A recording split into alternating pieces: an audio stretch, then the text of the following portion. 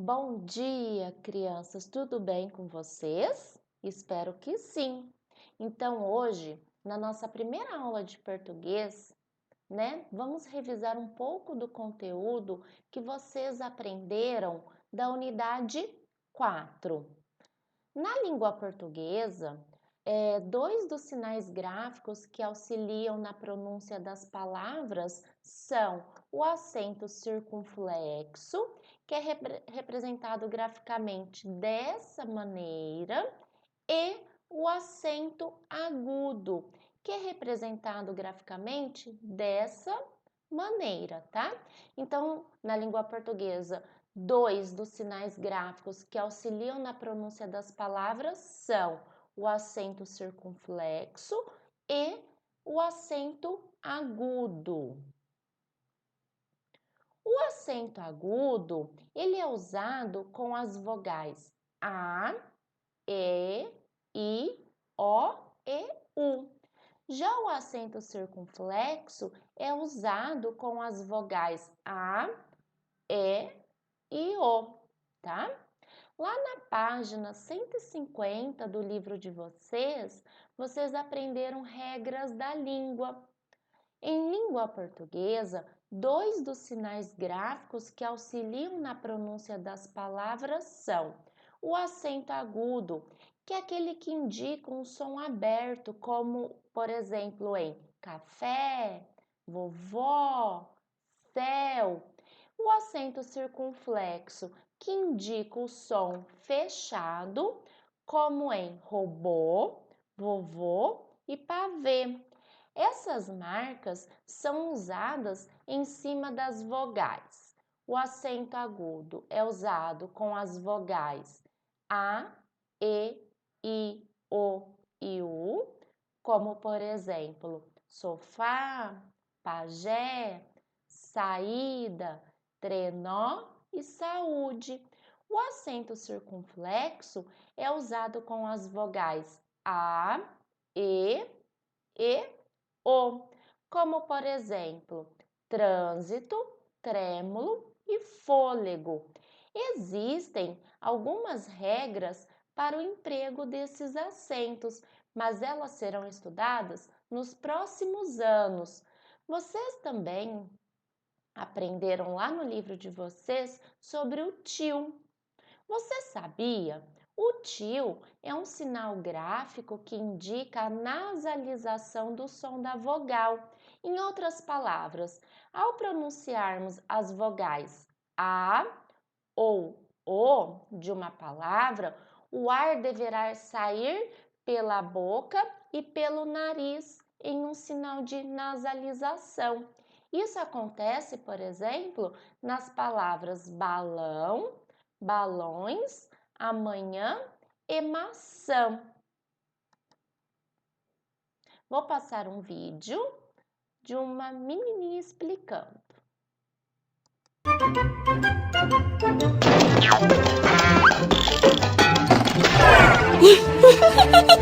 Oi! Hoje eu vim aqui para te dar umas dicas que farão você entender a acentuação das palavras nos astras. Ué, tá me olhando assim por quê? Só porque eu tenho 8 anos e já sei tudo isso? É que eu leio muito. Mas vamos parar de blá blá blá, que eu não vim aqui para conversar, e sim para te ajudar. A família dos acentos é composta pelo acento agudo, aquele caidinho para a direita, e o acento circunflexo, que parece um chapeuzinho. Eles têm um primo distante que é conhecido como acento fonético, o famoso tio, que está sempre voando sobre as vogais. O acento agudo é usado em uma infinidade de palavras para deixar as vogais A, E, I, O e U com um som mais aberto, como podemos observar em árvore, pés, índio, óculos e baú. Já o acento circunflexo só é usado com as vogais A, E e O, deixando essas letras com um som mais fechado, como em lâmpada, japonês e robô. A Apesar de serem diferentes e alterarem o som das vogais, esses dois acentos aí têm algo em comum. Ambos servem para indicar a sílaba tônica das palavras, sejam elas oxítonas, paroxítonas ou proparoxítonas. Como eu havia dito anteriormente, o tio, apesar de não ser um acento gráfico, também faz parte dessa família e surge sempre sobre as letras A e O para deixar a pronúncia delas com um som mais nasal. Se você não se lembra, o som nasal é aquele que sai pela boca e pelo nariz ao mesmo tempo. Esse acento fonético, como também é conhecido, o tio, é usado em 3 situações básicas. Primeira, o tio estará sempre sobre as vogais A e O nos encontros vocálicos finais AE, AO e OE das palavras, estejam elas no singular ou no plural. Sendo assim, temos o tio em ans, ãe, ães, ãos, ões, oi e oin. Na língua portuguesa, temos muitas palavras e até nomes que levam esse tipo de acento. Olha só: cão, lobão, coração, peão, melão, botão, mão, mamão, pão, camarão. Ai, acho que eu exagerei.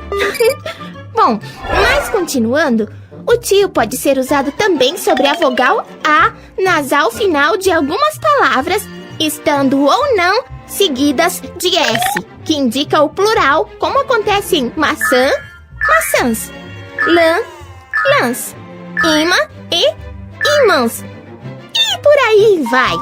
Por fim, temos o tio aparecendo nas palavras derivadas de outras que estão encaixadas nas 2 regrinhas anteriores aí, que levam sufixos que começam com a letra Z. Geralmente, elas estarão no diminutivo, hein? É o caso de pão, pãozinho, maçã, maçãzinha. O lobão não perdoa nada. Ainda bem que é um só. Imagina se fossem 2. Dá até pra cantar. Um lobão incomoda muita gente. 2 lobões incomodam muito mais. Sim, parece que o senhor Lobão não gostou muito da minha musiquinha. É melhor eu ir antes que arrume uma confusão maior ainda. E você aí, continue estudando, viu? Que logo eu estarei de volta com outras dicas. Tchauzinho!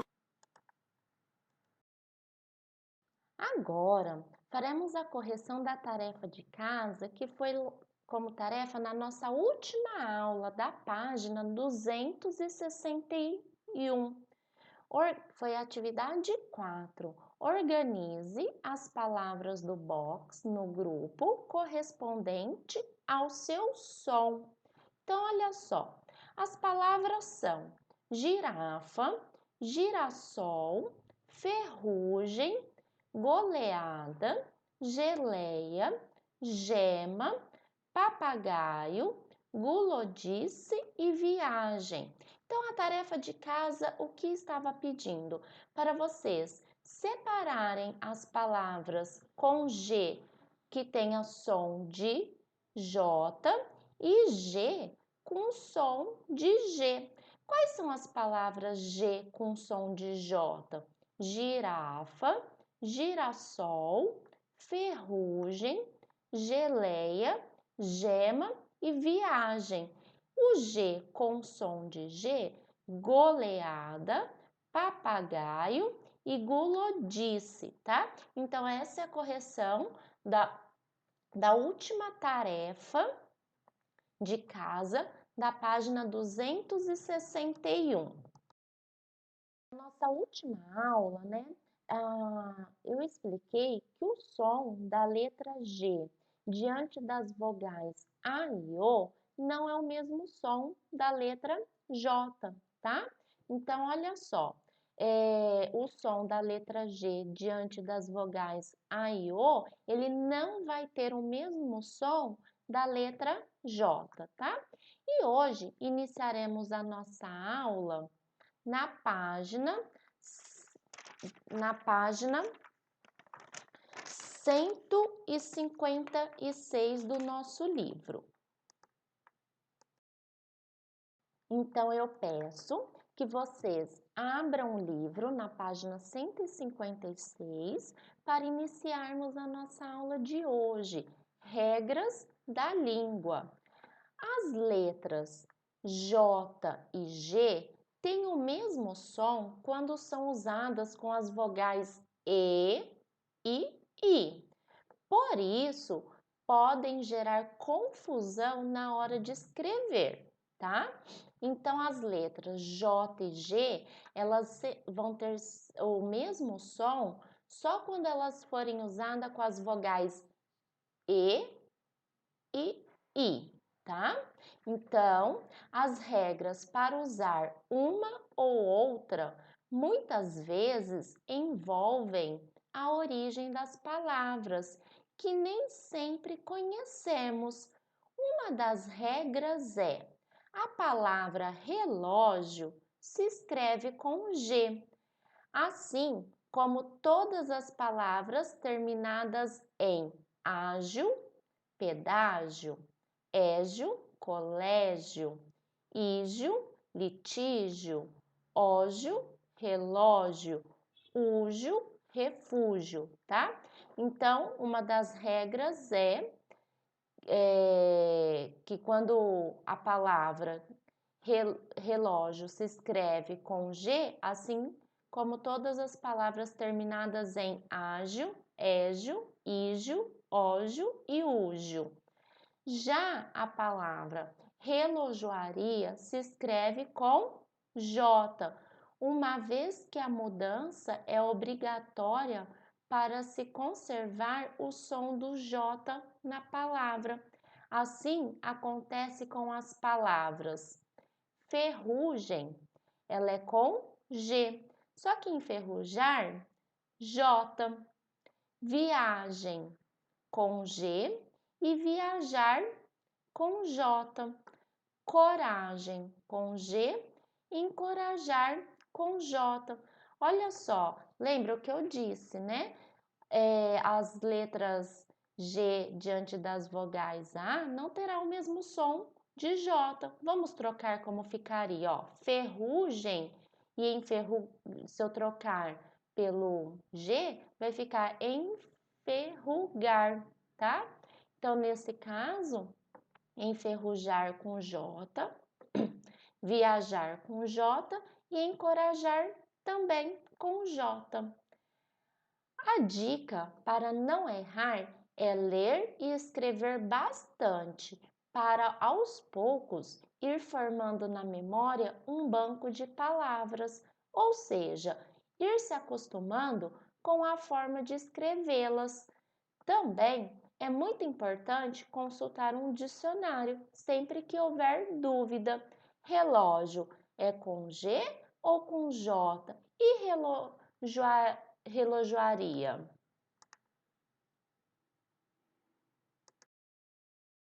Então, agora eu peço que vocês façam o exercício 4, leiam o poema do exercício 5, respondam as questões A e B, façam também o exercício 6, o 7 e o 8, tá? Então, realizam essas atividades para corrigirmos. Vamos corrigir? Exercício 4. Observe as palavras em destaque em cada quadro e complete as palavras que seguem: loja, colégio e laranja. Lojinha e lojista escreve com J. Colegial e colegiado com G, tá? Laranjeira e laranjada com J. Essas palavras são derivadas de loja, colégio e laranja. Exercício 5. Leia o poema a seguir. Viajar, perder países. Viajar perder países, se outro constantemente por a alma não ter raízes, de ver somente, não pertencer nem a mim, ir em frente, ir a seguir, a ausência de ter um fim e a ânsia de o conseguir. Viajar, assim, é viagem, mas faço-o sem ter de meu. Mais que o sonho da passagem, o resto é só terra e céu. Quem escreveu esse poema foi Fernando Pessoa.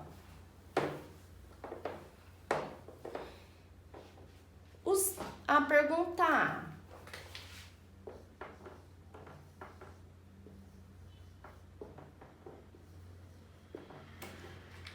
A.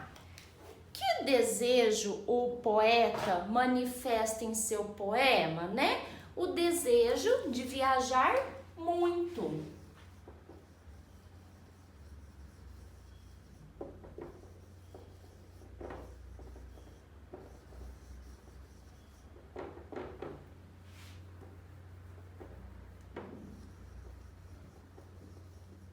Se vocês acertaram, pode colocar um certinho, tá? Se erraram, faça a correção. B. Se ele não estivesse falando apenas de uma viagem, mas usasse essa ideia para representar a própria vida, como que ele, o poeta, gostaria de viver? Ele gostaria de viver se ele gostaria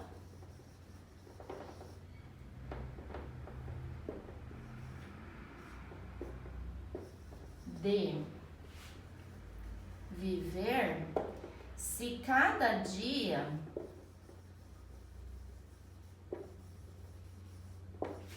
fosse uma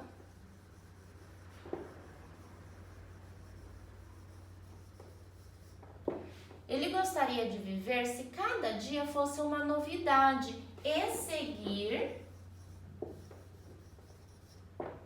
mudando, tá? A sua vida. Ele gostaria de viver se cada dia fosse uma novidade e seguir mudando. 6. Analise o verso destacado a seguir.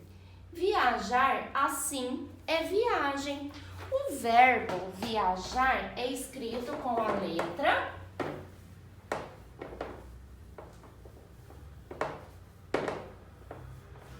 exercício 6.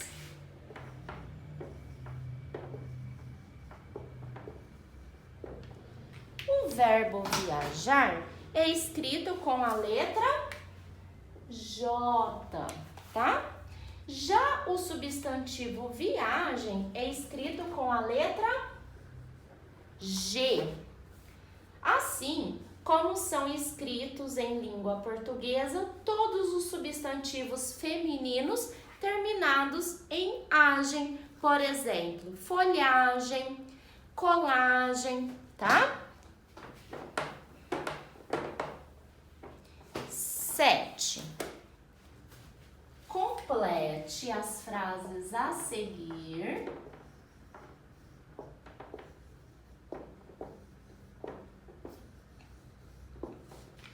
Complete as frases a seguir com os verbos indicados, conjugando-os. O que é verbo mesmo, crianças? É tudo aquilo que produz uma ação. Aquilo é verbo. Correr, brincar, beber, dormir, tá? Tudo que produz uma ação é um verbo. Então, olha só, viajar. No início da viagem, o guia desejou: espero que vocês viajem bem, tá? Viagem com J. B. Sujar. Tomem cuidado para que as crianças não sujem, tá? Sujem.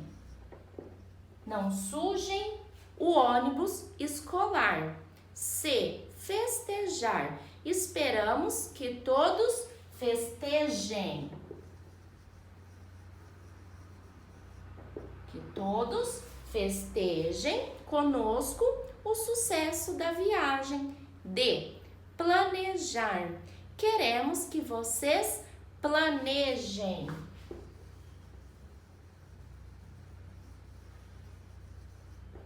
Espero que vocês planejem viajar conosco novamente, tá? Então, corrijam, tá? Tudo certo? Se acertaram, pode colocar um certinho. Se erraram, realizem a correção.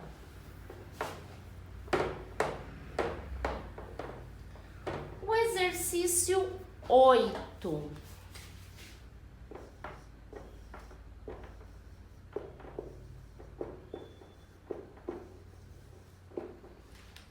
Organize as sílabas e descubra substantivos escritos com G.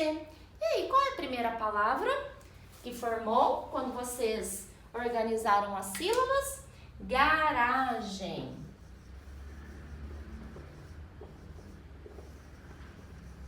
Na B, qual palavra que formou?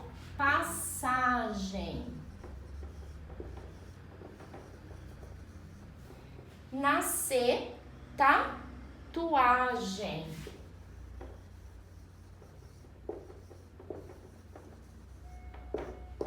E na última, chantagem.